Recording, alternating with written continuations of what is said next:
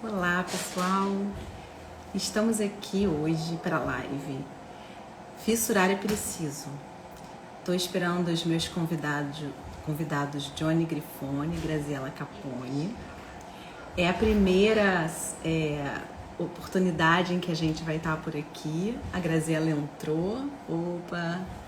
Graziela, você tem que me pedir aquele negócio, como é que chama? Autorização. Eu não tenho pedidos ainda. Eu posso mandar convite? Eu tô super feliz de estar com essas duas pessoas que são incríveis. Muito obrigada. Ah, consegui. Que bom! Deu certo. Deu muito certo, Grazi tá lá de Lisboa, né, Grazi? Hoje não. Isso. Que Tô bom. aqui em Lisboa. Fazendo o seu mestrado. E estamos esperando o Isso. Johnny aqui. O Johnny acabou de mandar mensagem que ele demora uns 2 minutinhos, mas ele já entra. Ah, tá tranquilo, então. Ah, obrigada, Ju, dizendo que a gente é maravilhosa. Olha só que coisa boa. Eu fico sempre na expectativa de qual cor você vai estar com o seu cabelo. Ah, mas agora eu já tô há um tempinho com o cabelo ruivo. Eu gostei bastante do ruivo. Nem curti, é o ruivo, tá lindo. É, eu acho que ele é bem meu estilo, assim. Sua alma, E como diz. já tenho muita tatuagem, muito piercing, então cabelo colorido fica muita informação. Ah, eu gosto. Ai, que bom. Nasceu Muito demais, é. obrigada por estar aqui mesmo. A gente, tô numa super expectativa de colocar essas ideias na rua, da gente conversar um pouco sobre a Defensoria Pública do Pará também. Tendo em vista que a gente está aí com vocês, né, estão com uma prova dia 22 e 23 de janeiro. Então, acho que tem várias coisas que... Ah lá, o povo quer ser seu colega aí no Pará. Vem, Ju, vem ser minha colega. Inclusive, acho que na minha comarca talvez abra uma vaga, não sei. Olha que coisa maravilhosa! A ideia é essa, a gente conversar um pouco sobre a prova, sobre as apostas e, mais do que tudo, falar um pouco sobre a missão do Defensorar na Amazônia, né, Grazi? Que eu acho que é alguma coisa assim que você precisou aprender, né? Vivendo na carne. E o quanto que ser defensor ou ser defensora é muito mais do que passar no concurso. Óbvio que é a primeira etapa, mas só Sim. estudar para a prova e não estudar para ter uma maturidade sobre a missão institucional que vai ser desempenhada, né?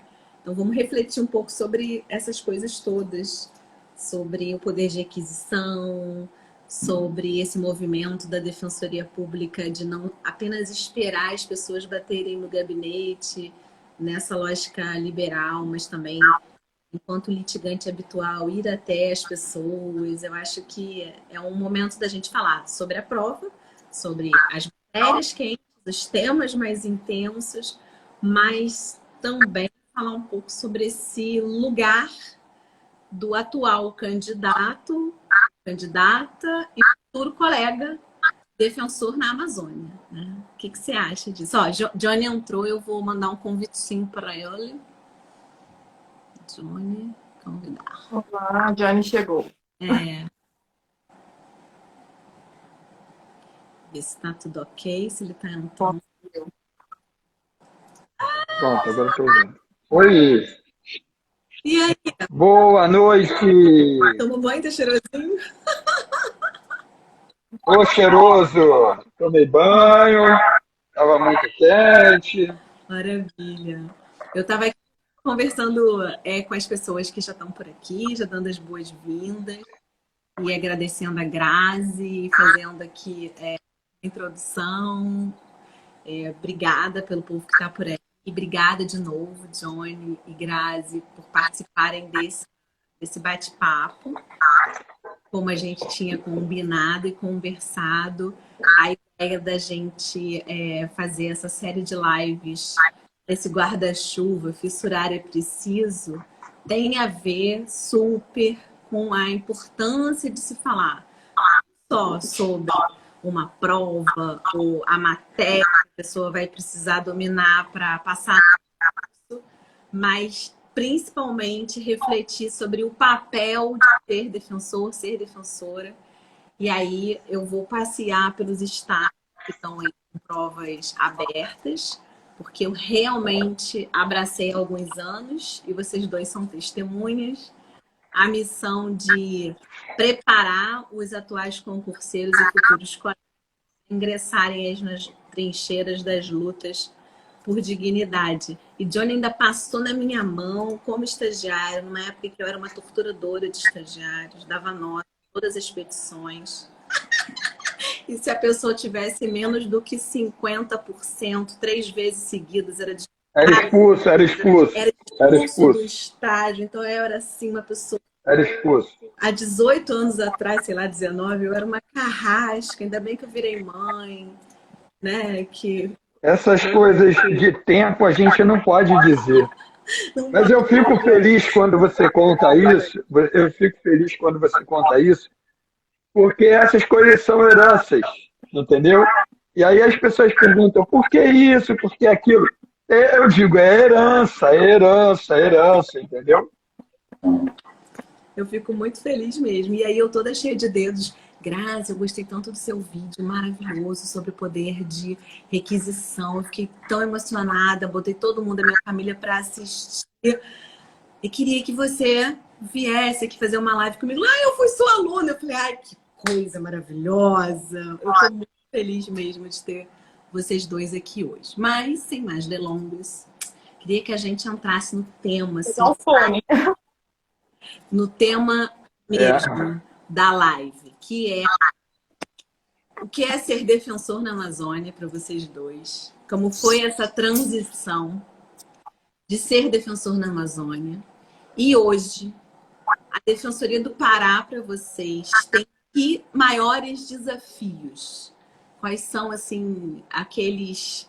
Tipo assim, se o nosso atual concurseiro virar nosso futuro colega na Defensoria Pública do Pará, qual é aquele tema que ele vai ter que dar conta?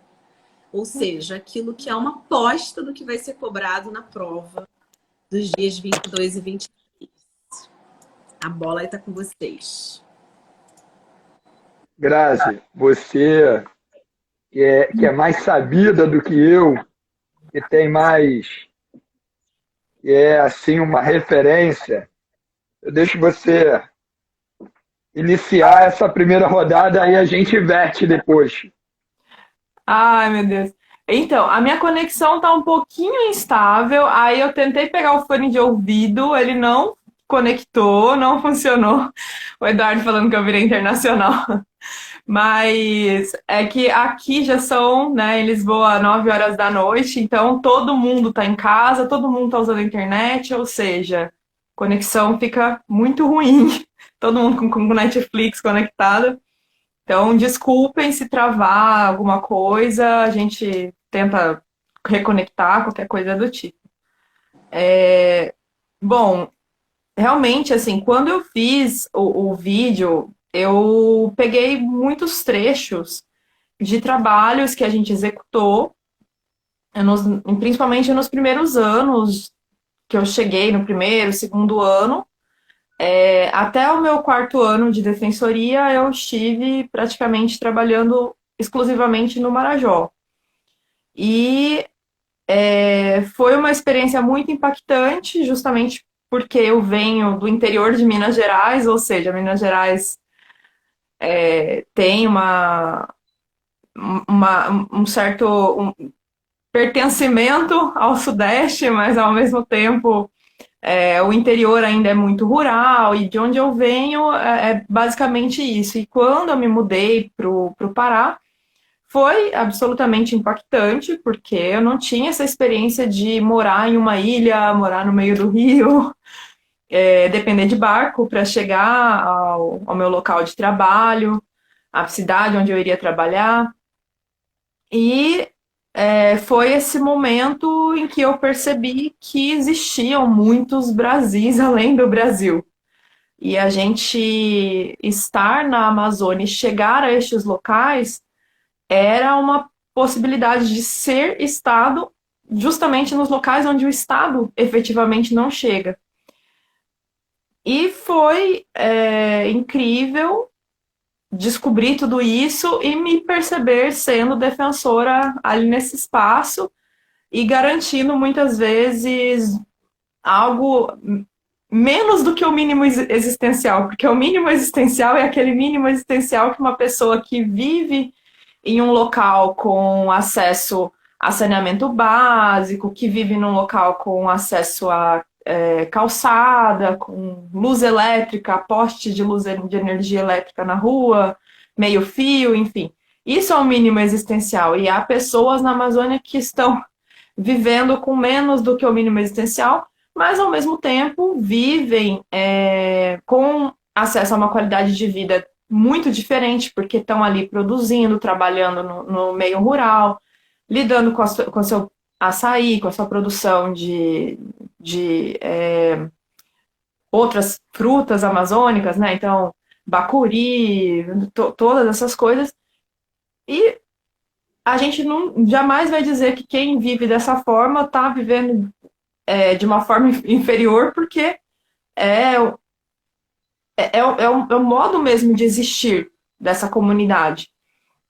Mas, independentemente disso, alguns direitos têm que ser garantidos. E o Estado não tem garantido. Então, meu trabalho, desde o início, sempre foi na área criminal, mas pelo fato da Defensoria Pública do Pará não ter uma estrutura, infelizmente, condigna com a nobreza da função, a gente sempre trabalhou com um orçamento reduzidíssimo, a gente tem coisa de 1/10 do orçamento do Poder Judiciário, por exemplo. Então, você tem juízes em todas as comarcas, mas você não tem defensores. Então, você tem pessoas para julgar, mas não tem pessoas para levarem essas demandas até os juízes que irão julgar. Não faz muito sentido, não é muito lógico, mas é essa a nossa realidade. Então, a gente não tem defensores suficientes, ou seja, ao mesmo tempo que eu tenho que atuar no criminal, eu preciso estar ali disponível para ser, como no Rio de Janeiro se fala o tabelar, né, do cível. Eu preciso estar disponível porque o defensor do cível não pode defender duas pessoas ao mesmo tempo em partes contrárias. Então, a gente faz essa tabela mesmo e existem, a par disso, muitas demandas coletivas que são identificadas e a gente precisa estar trabalhando para levar isso também até o judiciário. Muitas vezes nós identificamos demandas que são de natureza federal, que a Defensoria Pública Estadual, evidentemente, não tem atribuição, mas a gente consegue trabalhar em parceria com a MPF, a DPU, e levar isso até a Justiça Federal. Então, acho que é isso. Realmente, a prova do concurso, ela vai cobrar o básico, o mínimo de tudo. A prova, quando eu fiz, tinha um diferencial, porque foi feita por uma instituição, na época, meu concurso foi o último, né, anterior a esse, que a prova vai ser agora em janeiro, foi feita por uma banca do Ministério Público do Estado do Rio Grande do Sul. Então, foi uma prova um pouco estranha, mas ainda assim a gente teve uma cobrança de questões de matéria previdenciária, a gente teve um pouco de... Eu lembro que caiu alguma coisa de ambiental, na prova prática mesmo, a gente teve questões que seriam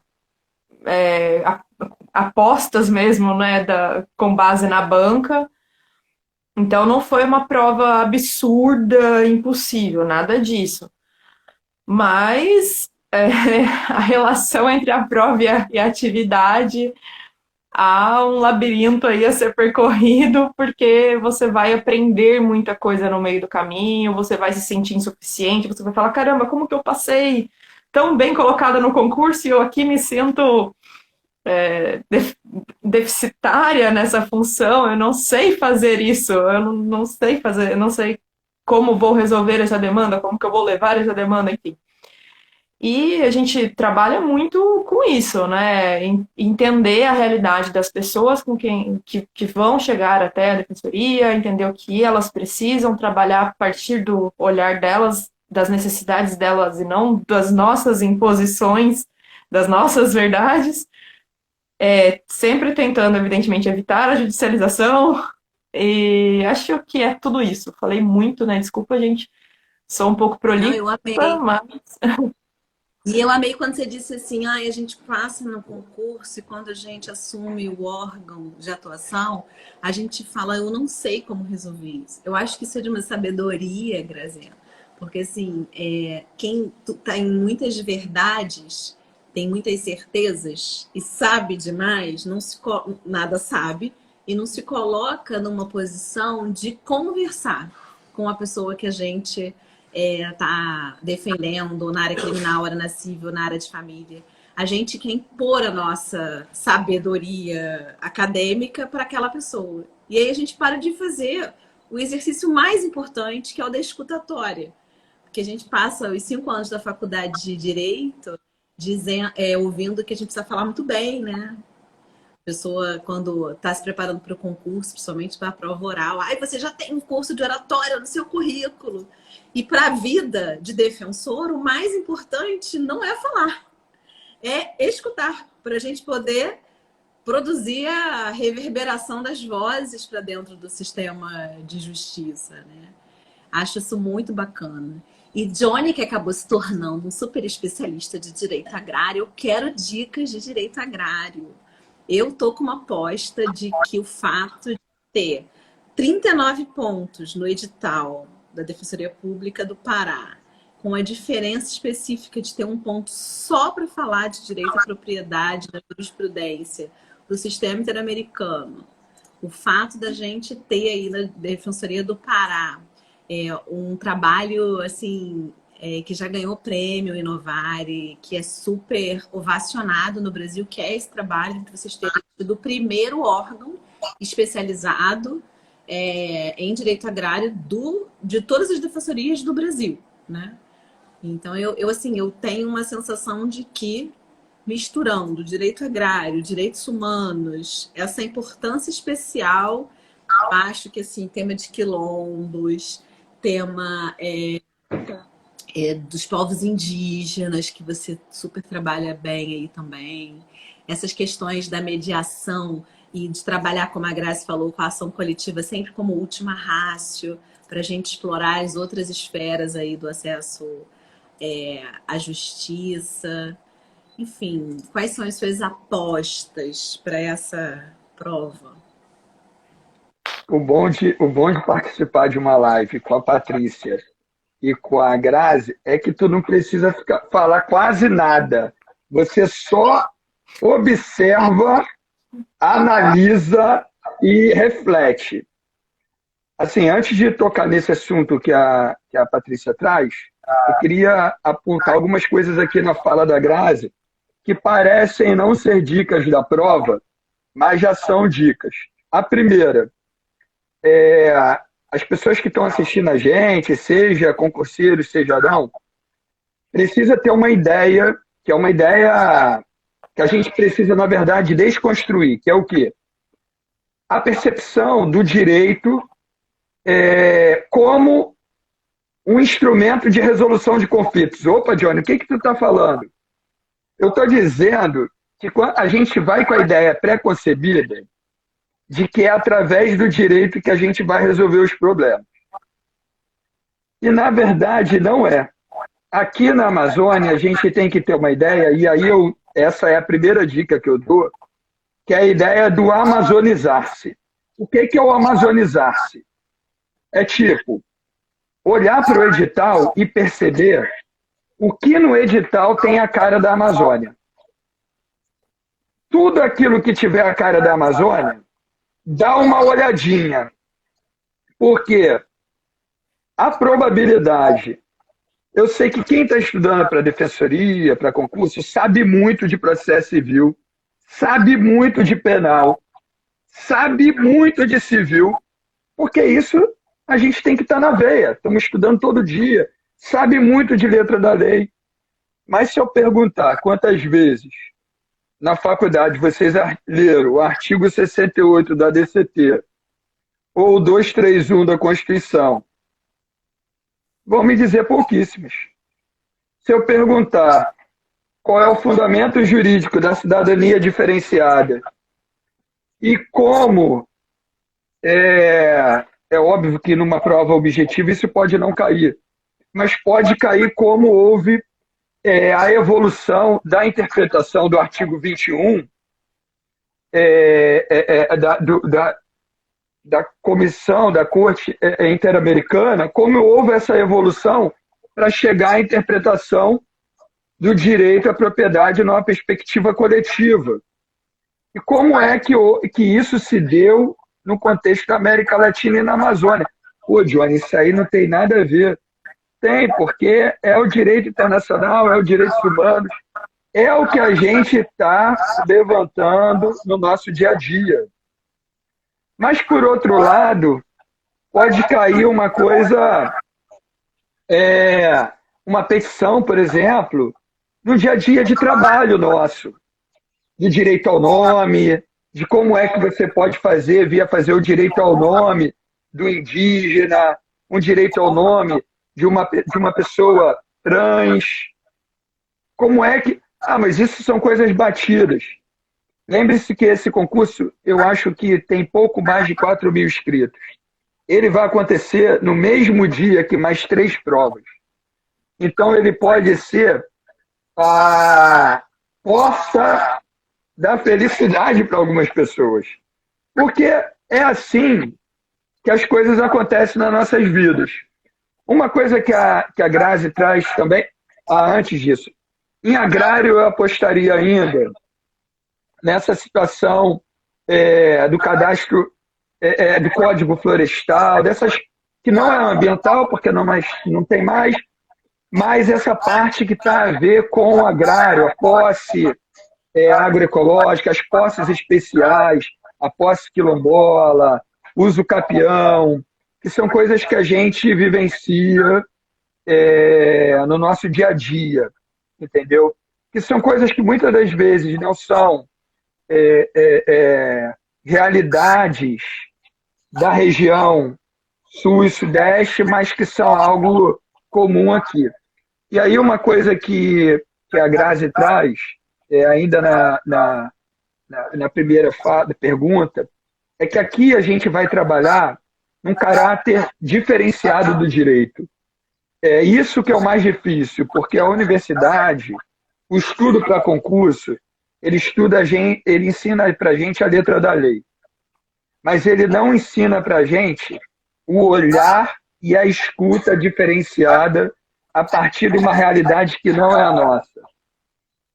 Mas quando a gente, na prova, vai encarar essa prova, esses dias finais, o sprint final, a partir disso, a gente tem a chance daquilo que eu costumava brincar, que é o que tem aqui muito em Belém, que é o catador de manga. Como é que o catador, a catadora de manga, no final do mês, nessa época agora, consegue oferir uma renda? Fica ali na rua, na Avenida Nazaré, vendo a manga cair. Uma manga, 2 mangas, 3 mangas, fica o dia todo, a manhã toda. Ou vai depois da chuva. Eu passo, às vezes, está com uma manga. Quando eu volto, já está com mais de 100 mangas. Aí uma vez eu perguntei qual era o segredo. Aí a pessoa me falou assim, o segredo, doutor, é ficar olhando, esperando e catando de uma em uma. Porque se eu me preocupo de ir no montão, eu não pego as mais maduras. E aí eu lembrei de quando eu estudava. Quando eu estudava, eu sabia que todo mundo se dedicava para o estudo das matérias-chave. Mas a diferença entre quem passa em primeiro, e segundo e terceiro, e quem passa lá no 11º dentro das vagas, é depois a escolha da melhor comarca, né, Grazi? Porém, não é isso que tu se preocupa. Tu se preocupa em passar. E às vezes, para você ser reprovado, é um ponto, é uma questão. A diferença entre aprovação e reprovação é uma questão. Aí, quando ele me contou essa história da manga, eu lembrei de quando eu estudava, que eu me preocupava em garimpar o maior número de pontos possíveis. E aonde você tem a maior chance de conseguir pontos é também nas matérias que ninguém está acostumado a estudar, porque não são as que vão vir mais difíceis. As que vão vir mais difíceis é aquela que você está mais preparado. É a penal, processo penal, porque é aquilo que a gente mais estuda. Mas o que vai vir mais factível, mesmo tendo uma gama de matérias, é agrário, é previdenciário, é uma outra matéria que o examinador sabe que a maioria é princípios institucionais, que a maioria das pessoas não vão estudar. E a outra dica que eu dou é, nesse momento, olhem, fiquem observando para a realidade amazônica. Porque a gente, ao longo do tempo, a gente quer pessoas, vem buscando defensoras e defensoras que estejam dispostos a fazer como a Grazi, a fazer como eu, a fazer como a Clívia, que colocou agora, viver na Amazônia, que entrou agora. A gente precisa de defensoras e defensores, que é uma coisa que a gente ouve muito, que estejam dispostas e dispostos a viverem aqui, a transformarem a realidade amazônica a partir do seu conhecimento, da sua vida, do seu trabalho. Então, eu acho que basicamente é isso. Como assim, basicamente? Não foi nada básico, foi super profundo tudo que vocês estão falando aí. É incrível, né? Eu adorei, eu até anotei várias coisas, principalmente o Amazônice.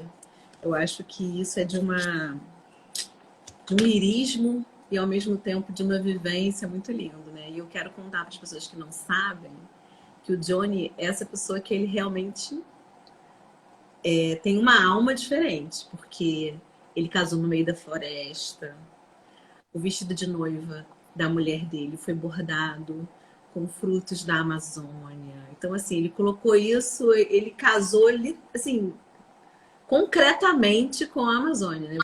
Não, eu tive 2 casamentos. A minha cunhada e mãe de santo está aqui, eu tive 2 casamentos. Um na igreja e outro no candomblé, porque esse negócio de casar uma vez só não tem como. Pode, né? Entendeu? E todo dia a gente casa de Então, novo com a mesma pessoa, né? Quando a gente quer, né? é Que é isso uma aí. decisão. Eu acho esse casamento também entre o nosso sonho de trabalhar com aquilo que a gente acha justo e procurar estar sempre estudando, sempre se reciclando, é que levou o Grazi lá para Lisboa. E o interessante é a gente, às vezes, ter que sair para voltar para a terra do colonizador, para refletir mais ainda sobre a nossa necessidade de nos decolonizarmos, né? Eu fiz um movimento assim parecido quando eu fui fazer o sanduíche também com Coimbra, né? E quanto que é interessante essa coisa de visitar e de rodar e perceber como que há diversos Brasis dentro do nosso Brasil. E aí, voltando um pouquinho para essa história da descolonização e da colonização, eu queria que a gente refletisse um pouco, e fazendo o movimento que o Johnny sugere, sobre os casos internacionais, porque direitos humanos também é dessas matérias que a gente não estuda na faculdade, que têm sido cobradas nos concursos, e que, quando a gente entende e domina, a gente é capaz de organizar melhor o nosso raciocínio jurídico para todas as outras disciplinas, e não só para aquela meia dúzia de questões de direitos humanos, mas aquilo vai se espraiando para os outros temas. Eu queria refletir um pouco com vocês sobre os casos que aconteceram no Pará e que se tornaram condenações contra o Estado brasileiro perante a Corte Interamericana. E, especialmente, falar sobre o caso dos trabalhadores da Fazenda Brasil Verde. O que vocês podem contar, né, enquanto defensores no Pará, da repercussão desse caso? Porque aqui no Rio, não muito longe de onde eu estou, a gente tem uma série de denúncias de trabalho escravo e que nunca chegaram também ao sistema interamericano. Então, por um lado, evidencia uma questão que é do Brasil, que tem a ver com a discriminação estrutural, histórica, em razão da raça, discriminação socioeconômica, que vai ser mais reforçado ainda quando tem a categoria gênero imbricada, que fala das pessoas que são arregimentadas e colocadas em condição de escravidão mesmo. Então, a gente fala nesse termo, escravidão contemporânea, é um dos poucos direitos absolutos, né, que não admitem ponderação, a vedação absoluta à escravidão e a vedação absoluta à tortura, mas que são ainda uma realidade no Brasil todo, não só no Pará. Mas foi um caso que aconteceu no Pará que eu imagino aquela cena de quando você puxa a descarga e o cocô, em vez de descer, ele sobe assim, né? Ele vaza. Então, eu acho que esse caso é um caso da descarga entupida em que a merda se esparrama. E aí é importante a gente poder falar dele, refletir sobre ele, para pensar, enquanto concurseiros hoje, defensores amanhã, de que modo a Defensoria Pública Estadual precisa e pode pode instrumentalizar o direito humano a uma vida digna, né? Como o Johnny estava falando. As pessoas não têm certidão de nascimento. E aí essas pessoas que não têm certidão de nascimento não têm acesso também, sejam indígenas ou não indígenas, à saúde. Elas não conseguem tirar uma carteira de trabalho. Então, às vezes, uma coisa muito simples, que é uma certidão de nascimento, que a gente faz o ofício, né, Grazi, o poder de aquisição, para poder dar conta de solicitar o registro daquela pessoa, aquilo vira uma bola de neve. E essa pessoa é aquela pessoa que é a vítima preferencial, né? O destinatário preferencial dessa ação dos gatos e dos arregimentadores de trabalhadores que depois vão ficar numa situação de muita vulnerabilidade. Eu queria refletir um pouco com vocês sobre esse caso, o que vocês acham, se vocês já tiveram na experiência de vocês alguma prática com trabalhadores que tiveram em situação que estão, né, que estavam em situação de escravidão contemporânea, como que foi isso, como que vocês encaminharam isso?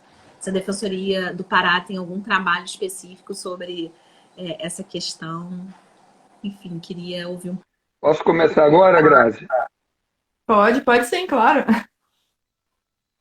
Então, em 2016, de 2016 a 2018, eu atuei junto com a colega Juliana Oliveira no Núcleo de Direitos Humanos e Ações Estratégicas da Defensoria. O núcleo ele tinha uma atuação somente no município de Belém, na região metropolitana, que é composto por Belém, Ananindeua, Benevides, Marituba e Santa Bárbara. E aí a gente houve uma reforma e a gente passou a atuar no estado todo. Então a Juliana teve uma atuação no caso da chacina de Pau d'Arco. A gente começou a fazer trabalhos estruturantes. E aí a gente começou a atuar de uma forma efetiva no Comitê Estadual de Combate ao Trabalho Escravo, que é o COETRAI, e eu fui pela ANADEP representante no CONATRAI, que é o Comitê Nacional de Trabalho Escravo. E qual foi a grande sacada daí? Qual é o papel da Defensoria Pública Estadual no combate ao trabalho escravo? O trabalho análogo à escravidão contemporânea. É um papel bem simples, é o que a Patrícia acabou de falar. E é por isso que eu acho que esse tema do caso da Fazenda Brasil Verde, ele é um tema muito importante que pode ser, você pode falar assim, poxa, não tem nada a ver, mas a Defensoria acabou de entrar, junto com a Clínica de Direitos Humanos, um grupo de trabalho que a gente tem aqui, com uma demanda na Comissão Interamericana por conta de uma liderança que foi assassinada na região, naquela mesma região do sul do Pará. Acho que semana passada, foram assassinados, há 3 dias, na verdade, uma família de ambientalistas é, no fim, no que eu chamo de fim do mundo, que é o fim da rota do fim do mundo, que é São Félix do Xingu, que foi aonde eu não trabalhei em São Félix, eu trabalhei em Orilândia, Inferno do Norte, ou Orilândia do Norte. Eu brincava com a minha sobrinha se ela sabia onde era o reino do tão distante do Shrek. Aí ela falava, não, tio, não tem isso. Eu falava, aqui onde eu tô tem. O Shrek mora aqui, de tão longe que é. São Félix é esse lugar. E aí é uma outra coisa, porque quando a gente pensa, todos esses casos que vocês vão ver, de trabalho análogo à escravidão, de assassinatos, de chacinas, a maioria das lideranças que foram assassinadas, o massacre de Eldorado dos Carajás, a curva do S fica nessa direção, o assassinato da irmã Doro, que fica em Anapu. Anapu fazia parte da prelazia do Xingu, que fica Altamira, que é onde se localiza Belo Monte, que é a maior violadora de direitos humanos, que foi o primeiro grande caso de medida cautelar na Corte Interamericana, não é isso? Na comissão, isso. Eu ainda de direito ambiental. Então, é uma coisa que esse tema do procedimento, do processo, na comissão, na corte, é um tema muito caro aqui para a gente. É algo que deve se ficar muito em alerta, porque é algo que a gente vivencia. E às vezes a gente tem até que pensar hoje, a partir desse ano, a gente passou a ter uma representação em Brasília. Então a gente vem também, os defensores de piso, se preocupando em como é que vão municiar as suas petições iniciais para que elas venham a ter chance de chegar no STJ, no STF. Então, essas são questões. A gente começou a fazer pré-questionamentos de violações de direitos humanos, de utilização do controle de convencionalidade das petições. Então, o caso Brasil Verde parece um caso, olha, não, mas é um caso de trabalho escravo. Mas a gente, de uma certa forma, quando a gente está no interior e é generalista, como a Grazi falou, que é aquela pessoa que pega tudo, a gente é a porta da esperança. Tipo, a pessoa já bateu em tudo quanto é lugar. Ela já foi em todos os lugares do mundo. E ninguém resolveu. Ela vai lá buscar a Mulher Maravilha, os poucos Panteras Negras que tem, mas agora vão ter mais, porque vai ser a primeira vez que a gente vai ter a cota para negros. Eu espero que a gente tenha a primeira indígena, ou o primeiro indígena defensor ou defensora pública aqui no Pará. Eu espero que isso aconteça, porque a gente não tem ainda, que eu conheça. E aí vai buscar lá a pessoa. Só que a pessoa chega lá, a Grazi sabe disso, às vezes ela não sabe nem o que ela quer. Porque ela já passou tantas dificuldades que ela não sabe falar, ela tem medo da gente, ela tem receio. E todo mundo já disse não para ela. E às vezes ela não tem documento nenhum. E isso acontece com casos de trabalho escravo, que as pessoas não sabem que estão vivenciando a situação de um trabalho análogo à escravidão. Às vezes a gente pensa que o trabalho análogo à escravidão só se dá numa fazenda de abacaxi. Eu fui de uma banca do curso que os garotos fizeram um trabalho maravilhoso. Inclusive o professor deles é um amigo meu do Rio, geógrafo, Sandoval, meu amigo de militância do MST, e hoje ele é professor no sul do Pará.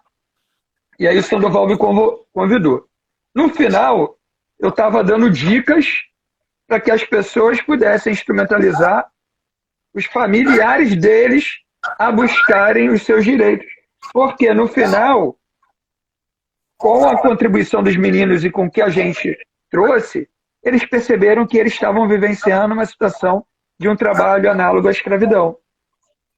Mas a gente tem um trabalho análogo à escravidão das pessoas que trabalham nos barcos, das pessoas que trabalham na colheita do açaí, nas pessoas que estão vivendo um programa de agricultura familiar, e eu estou com isso fresco porque eu ajudei um grupo hoje que precisava falar sobre isso, no programa de agricultura familiar que só existe aqui, que é o Programa de Agricultura Familiar da Monocultura de Dendê, que os produtores das fazendas não, dos sítios, arrendam seus territórios para a empresa Agropalma e Agrovale e vivem uma situação análoga à escravidão. A gente já fez N ações judiciais, a gente já trabalhou na Coetrai, nesse caso. Mas para quê? Fazendo a questão da regularização fundiária, trabalhando a questão do nome, mas no Marajó também tem, com as pessoas que trabalham nas embarcações, em outras situações nas olarias. Então, quando a gente fala do caso Brasil Verde, parece um caso que trabalha a questão da escravidão. Mas a Defensoria Estadual não trabalha com a questão da escravidão. Só que tem municípios que o defensor ou a defensora é o único servidor ou servidora que consegue acessar aonde ninguém consegue. E às vezes a gente é que orienta o CREAS e o CRAS do que fazer, do como fazer, da onde fazer e da onde buscar aquilo. Então, a gente passa a ser uma porta de entrada indireta do fluxograma, inclusive é dessa forma que o Plano Estadual de Combate ao Trabalho Escravo do Estado do Pará está desenhado. A Defensoria Pública como uma porta de entrada indireta numa perspectiva da garantia da totalidade dos direitos. E não diretamente aquele direito trabalhista, coisa e tal, mas esse conjunto de outros direitos. Então era isso que eu queria trazer, e sempre associado à questão agrária e socioambiental. Eu acho que é importante essa visão. Perfeito, Johnny, muito bom. Eu queria destacar dessa sua fala dois pontos que eu acho importantíssimos. Um, sobre essa dimensão promocional dos direitos e que coloca uma série de prerrogativas e de atuações institucionais mesmo da Defensoria nesse guarda-chuva que não tem relação direta com acesso ao judiciário, não tem relação direta com a mediação, a solução de um conflito instaurado por meios alternativos, mas tem essa dimensão que as regras de Brasília falam, que é a dimensão do exercício efetivo de direitos e que vai juntar educação em direitos, orientação jurídica, participação em conselhos, fiscalização, você ir até onde as pessoas estão e fazer relatórios e pedir providências e recomendações, sejam locais de privação de liberdade ou não. A educação em direitos eu já falei, mas enfim, é essa atuação que é muitas vezes pelos colegas mais reacionários e mais tradicionais, não precisa nem ser reacionário, pode ser mais tradicional, desvinculada do processo judicial, não é uma petição jurídica, mas é uma atuação tão defensorial quanto as outras. Você não fez um termo de ajustamento de conduta, mas você foi lá aonde as pessoas estão, Você levou essa demanda para dentro de um conselho que vai discutir o trabalho escravo e outras dimensões. Você não está falando só do direito trabalhista.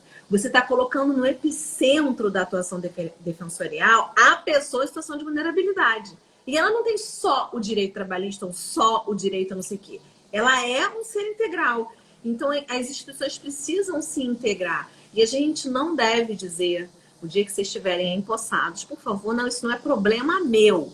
Isso é proibido. Porque o defensor, ele não pode ser aquele que também empurra as pessoas para outro balcão. Ele precisa ser aquele que acolhe, que escuta, e se ele não tiver atribuição para dar conta daquilo sozinho, ele vai montando a rede de articulações, porque daí ele não está naquele papel de judicializar apenas, ele está no papel também de intermediar, de mediar esse acesso à justiça e a direitos, né? O exercício efetivo de direitos. Então, eu acho que esse ponto que você traz, né, da atuação da Defensoria do Estado nos conselhos, e que muitas vezes é assumido de modo formal, de outras vezes a pessoa só aparece nomeada e não participa das reuniões, mas quando a gente vai com frequência às reuniões, é muito interessante, porque quando a gente chega, primeira vez numa reunião dessa, às vezes eu estou mentindo, vocês que já foram com certeza, a gente conhece o povo do Estado, que é aquela mesma pessoa da Secretaria de Educação, que tem mais perfil, ela que é nomeada para tudo que é conselho e grupo de trabalho. Então, e ninguém da sociedade civil viu você na vida. Aí você senta lá as pessoas, você vai sentar perto das pessoas que você conhece. E é bom sempre chegar cedo nessas reuniões. Aí você abriu a boca uma vez e se posicionou tecnicamente, juridicamente, a favor da pessoa em situação de vulnerabilidade. E na outra reunião você chega cedo. Pronto, é batata. As pessoas vêm falar com você e elas te cercam assim na mesa de reunião. Tô mentindo? É desse jeito, não é? O corpo fala. Porque é esse o movimento. A gente é Estado, mas somos megafone das vozes das pessoas que o Estado oprime. Então, a gente tem uma independência que o sujeito que é nomeado lá pela Secretaria de Saúde não tem. Se ele começar a bater muito no chefe, ele é trocado. A gente não, né? A gente tem essa autonomia, essa independência. Então, a gente senta para discutir política pública num conselho e estabelecer prazos para o cumprimento, mas se aquela política não for cumprida, entra outra atribuição do defensor, que é de monitorar o cumprimento da política pública. Não cumpriu. Aí sim funciona a possibilidade da gente acionar o Poder Judiciário, né? Ou abrir um procedimento de instrução para a CP, porque é sempre a última ratio, como a Grazi já falou, acionar o Judiciário. Eu acho isso muito importante. E a outra coisa importante da sua fala que eu queria destacar, como tem papo aqui, né? É que é importante a gente trabalhar com os pressupostos do caso, né? Perceber que a grande potência da jurisprudência internacional de direitos humanos é que ela coloca estándares internacionais, coloca, assim, orientações-chave. E nesse caso, especificamente, ela trouxe conceitos, porque como foi a primeira vez que ela aplicou o artigo que fala sobre a escravidão da Convenção Americana, que é o artigo 6º, no sistema, desde que existe a Corte Interamericana, foi a primeira vez que ela julgou e condenou o Estado sobre essa questão, ela teve o cuidado de estabelecer vários estándares e vários requisitos. Então, é importante a gente olhar para essa decisão e para esses requisitos para fazer esse exercício que o Johnny está falando. Não são todas aquelas circunstâncias idênticas, mas esses requisitos aqui eu estou identificando em outros casos que não são necessariamente de uma fazenda, das pessoas dentro de um galpão. Elas até vão para as suas casas, mas é totalmente limitado. E aí eu queria convidar vocês, quem não conhece, eu tenho lá nos meus destaques do Instagram o DH na Corte e o DH em Pauta. E no DH na Corte eu já resumi todos os casos em que o Brasil foi sentenciado. Então, como é que chama aquele negócio? Carrossel.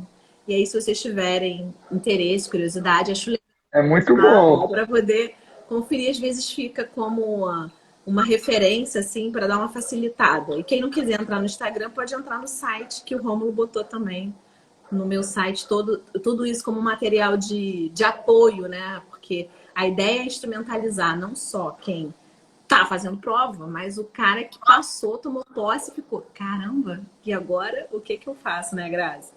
O que que eu faço? Sim.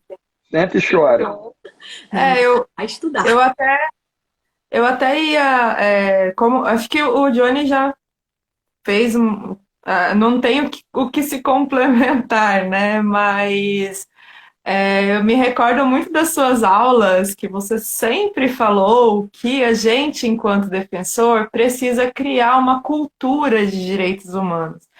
A gente Uhum. precisa, enquanto defensor, se conscientizar de que o nosso papel é criar essa cultura. Você não vai esperar que as instituições tradicionais do sistema de justiça façam isso. Sim, existe muito promotor preocupado com direitos humanos? Sim, claro, tem. Mas a defensoria ela já tem isso no nascedouro, é a nossa missão ali, é exatamente essa. E criar a cultura de direitos humanos é também nos nossos processos individuais, em qualquer situação. E Uhum. quando a gente começa a estudar os casos, as decisões, a gente consegue encontrar muitas vezes essas saídas. Algo que eu acho muito interessante, por exemplo, dentro das minhas petições de pedidos de revogação de prisão preventiva. Muitas vezes eu não consigo justificar uma revogação porque o juiz vai me dar aquela decisão padrão dizendo permanecem inalterados os fundamentos da decretação da segregação cautelar, etc. Mas a partir do momento que eu crio um tópico de controle de convencionalidade, discutindo que, com base no caso Arguelles, né, Arguelles, você tem ali um excesso nessa prisão cautelar que Uhum. viola a proporcionalidade, porque tem uma pessoa presa há 3 meses acusada de um delito cuja pena mínima é de 2. Então, você consegue criar um parâmetro de discussão ali diferenciado e fazer com que ele seja obrigado a responder aquilo, porque se ele não responder, tá ali uma omissão, etc.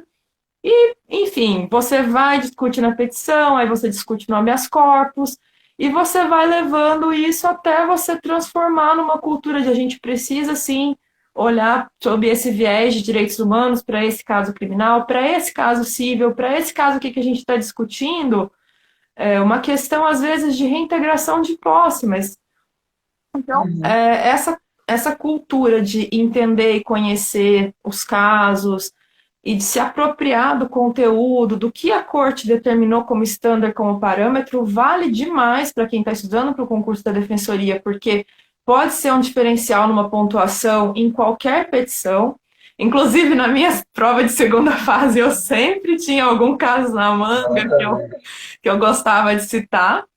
Mas no dia a dia faz diferença. A gente imagina que não, mas quantas vezes um assessor de juiz veio falar comigo: olha, eu fui ler a sua petição e tinha esse caso.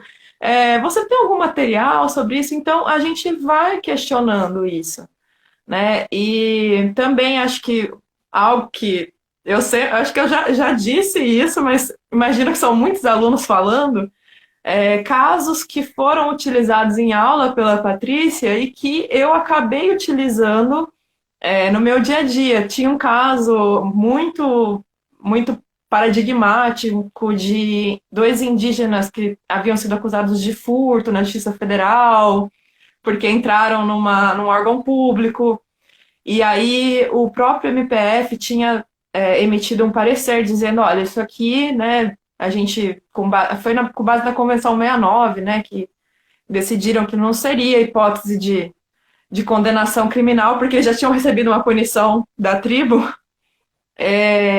Essa decisão a gente já replicou em casos nossos, assim, entre colegas a gente está sempre conversando, né, sobre essas generalidades amazônicas das pessoas que a gente atende, e a gente já replicou isso também, é um caso paradigmático, depois eu descobri que haviam outros. Então, enfim, acho que a gente tem que estar sempre estudando esses casos e sempre mencionando, sempre utilizando como parâmetro de controle de convencionalidade, mas principalmente criando essa cultura de entender que direitos humanos ele vai percorrer todos esses espaços. E realmente, como o Johnny falou, muita gente está em situação análoga a escravo e não sabe, muita gente em condições de subtrabalho, né? A gente está aí com o governo atual precarizando cada vez mais e a gente está aqui na contracorrente tentando segurar essa onda de redução de direitos. Então, conhecer esse sistema, entender essa questão também de participar dos conselhos é muito interessante, porque às vezes quem chega no começo da defensoria, você está ali no piso, né, no primeiro grau, você não vai estar no conselho estadual ainda. Mas existem conselhos municipais, vamos participar disso, vamos conhecer essas funções, vamos estudar essas funções para o concurso e saber que a gente pode aplicar isso também, a gente pode participar das reuniões, audiências públicas, isso é muito incrível. Então, só acrescentando alguma coisinha a mais, que, enfim, todos esses casos, eles auxiliam sim e ajudam muito na atuação diária. Maravilhoso. E aí, com isso, Grazi, você trouxe exatamente o coração da nossa live, né? Que isso é fissurar, né? Isso é produzir uma fenda, é uma mudançazinha na forma do juiz decidir. Aí aquele promotor com quem você conversou e que se convenceu, ele vai para uma outra comarca, ele vai carregar aquilo para um outro juiz. E tem a ver com o que Renata, nossa amiga, escreveu uma vez sobre educar em direitos humanos, os outros atores e atrizes do sistema de justiça, por esse caminho que você fala. Quando você abre um tópico, controle de convencionalidade, ou quando você argumenta de acordo com o caso tal, a Corte Interamericana estabeleceu assim, assado cozido, porque essa corte não é estrangeira, ela é uma corte em relação à qual o Estado brasileiro também está submetido. E se você, juiz, não exerceu seu dever de controle de constitucionalidade à luz dos estándares do controle de convencionalidade, por ato judicial, o Estado brasileiro pode sentar no banco dos réus do sistema. A gente vai obrigar o juiz a estudar aquilo ali, seja via assessor, não tem problema, porque ele vai ter que fundamentar, senão ele vai ferir o artigo 93 lá da Constituição, e aí por aqui a gente anula a decisão desse magistrado, né? Então, o quanto que é importante se apropriar da potência do controle de convencionalidade para fissurar o sistema de justiça, para produzir essas fendas e, quem sabe, de fissura em fissura, a gente consegue criar um rombo que seja capaz de permitir o reerguimento de uma nova estrutura, menos discriminatória, mais inclusiva. Então, essa Patrícia, é a maior aposta, né? Fala, querido. uma coisa, eu peço desculpa, uma coisa que você falou, e isso acontece até mesmo dentro da nossa instituição, porque a nossa instituição é uma instituição que ainda está no processo de construção da sua identidade. Quando eu cheguei aqui em 2019, não, 2011, em 2012, 13, eu e o Guterres estávamos em Paragominas, isso que é uma cidade aqui, e a gente foi fazer uma inspeção. E aí veio o primeiro caso de indígena preso que eu tive conhecimento. E eu fui pesquisar. Foi curioso, eu conto sempre essa história, que os meninos me brigaram comigo porque eu comecei a gritar: tu é índio, tu tá fazendo o quê preso aqui? E aí nós fizemos algo que é importante, isso que a Grazi traz. Às vezes a gente acha que a nossa função é só entrar em competição, mas não é. A tutela de direitos que são pouco trabalhados, ela vai num mecanismo estratégico que vai desde você pensar como você vai escrever a sua petição, se ela vai ter 2, 3, 4 ou, como foi o caso dessa, 60 páginas, citando a comissão, a corte, a Patrícia, até você conseguir fazer um contato com a mídia, para que a mídia coloque isso, até você fazer um vídeo, como a Grazi fez, ou até agora um TikTok, entendeu? E esse TikTok chegar na mão do filho do juiz ou da promotora, entendeu? que é a possibilidade. E aí eu estou trazendo isso porque foi dessa forma que a gente conseguiu. E naquela época a gente não tinha nenhum caso de registrado no sistema, a gente tinha um só. A gente só tinha um caso registrado no sistema penal paraense de indígena preso. A gente teve o segundo com esse. Por quê? Porque eles não têm no nome a etnia. E não há nenhum campo, não havia naquela época nenhum campo no sistema penitenciário para que ele dissesse que ele era indígena. A autoidentificação. E aí a gente começou, eu lembro, no encontro de execuções penais aí no Rio, a gente começou a discutir isso, e aí foi trazendo. Por quê? Ainda naquela época se dizia, mexer em coisa de índio é coisa da Justiça Federal. Então, esse processo é um processo também interno nosso, é um processo também de construção. E uma outra coisa que eu queria falar bem interessante é que a gente precisa pensar também, Patrícia, a gente tem a pauta, eu estou olhando aqui, duas coisas. A primeira, uma outra coisa que eu, dentro de direitos humanos, chutaria, também de agrário e também de difusos e coletivos, é a questão da Convenção, volta à propriedade na Convenção Americana de Direitos Humanos, a Convenção 69, e ela aparece em dois momentos aqui. Também lá no agrário, uma coisa que eu chutaria é a questão, por mais que não seja matéria direta da Defensoria, mas a gente recentemente teve a aprovação pelo Conselho Superior de uma normativa que dá atribuição para as defensorias agrárias atuarem na defesa dos direitos indígenas. Então, eu aqui pensaria também, dá uma lida ali no artigo 231 da Constituição, não vai te perder tempo, é só aquele artigo 231, 232, sobre a questão das terras indígenas e das terras tradicionalmente ocupadas. Me ligaria no que é o Instituto do Indigenato, que é o instituto que garante essa posse tradicional, histórica dos povos indígenas, que é o contrário da tese do marco temporal. Isso é uma coisa tão simples, que pode ser um pontinho ali que alguém colocar assim, pô, pode não cair, mas que também tem a ver com a Convenção 69, com essa questão da propriedade, e que tem a ver com o nosso dia a dia, e que, de uma certa forma, também tem a ver com direitos difusos e coletivos, que é porque a gente vem manejando uma série de ações,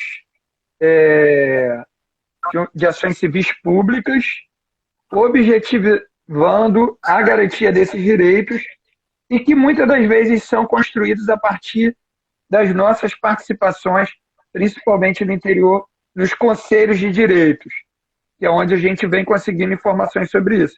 Então, eu peço desculpas que com a minha falta de educação, eu pedi uma parte, mas eu achei que era Agora eu queria gratidão. essa resolução recente aí do Conselho Superior para entregar para os...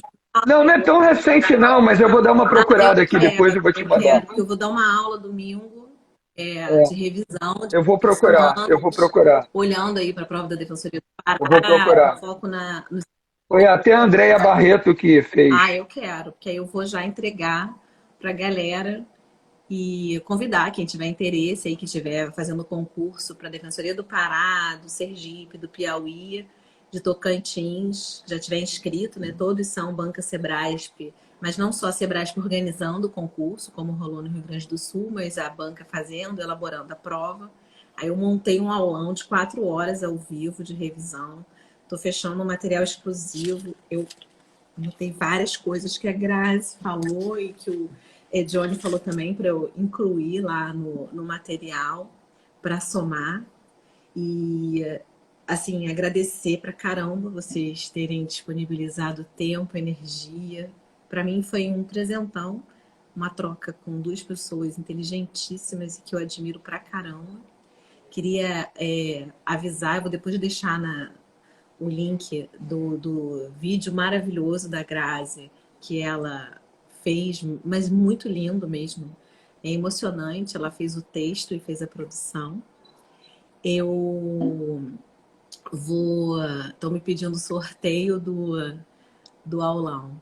Eu vou, inclusive, falar que tem sorteio, mas é do meu curso completo aberto. Vai ser dia 17.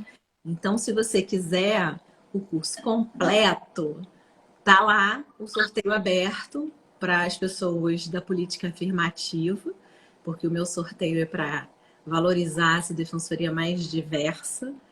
E vai ser sorteado exatamente por duas bolsistas negras recém-possadas na Defensoria do Rio, incríveis, a Rita e a Raquel.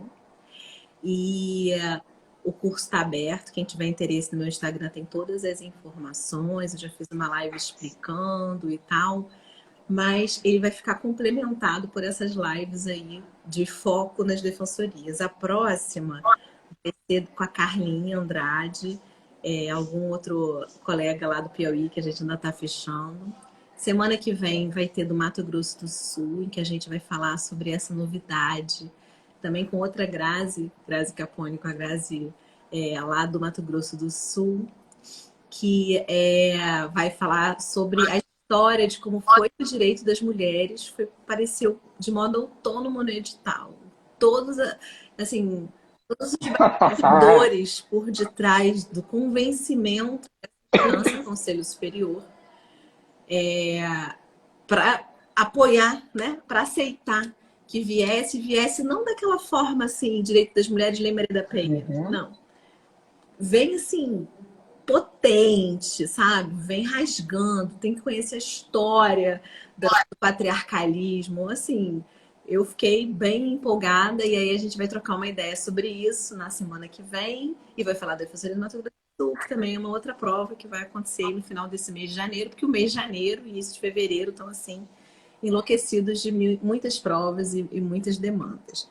Mas para falar da prova como uma das etapas para o seu ser defensor e que você possa levar para a vida depois da posse, porque eu estou falando, nós três estamos falando, com futuros colegas, essa missão defensorial, essa ideia de que defensorar é um verbo transitivo e indireto.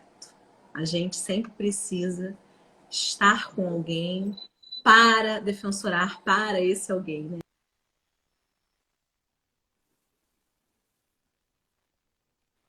Nos provocaram hoje possam retroalimentar a potência de vocês para estudar, saber todos esses pontos e poder fazer uma super prova nos dias 22 e 23 e poder estar aí engrossando as trincheiras verdes na Amazônia ao lado de Grazi e Johnny, meus queridos colegas, super feliz de poder estar aqui com vocês hoje de verdade. Vocês querem falar alguma coisa de despedida ou a gente pode salvar aqui, porque tem gente que depois vai assistir com calma, né? Grazi? Johnny? A minha tá tranquilo, valeu. Eu adorei que estamos nós três de vermelho, a gente não combinou. Nós não combinamos. Não. Não tem porquê. A gente não combinou. Não falamos nada. Falando de sangue. A gente não combinou. A gente não combinou. A gente não foi combinado. Nada combinado. Nada combinado. Amei, gente. Mas pior que não foi, não. Não foi mesmo. Eu acho que é segunda-feira, que é o dia das possibilidades, né? É isso. Que seja uma possibilidade bacana para 2022. Eu amei, gente, de verdade. Foi um prazer. Muito obrigada. Senta ok. Senta ok. Sem talvez. Então, com certeza. Muito obrigada. Beijo, beijo. Beijo.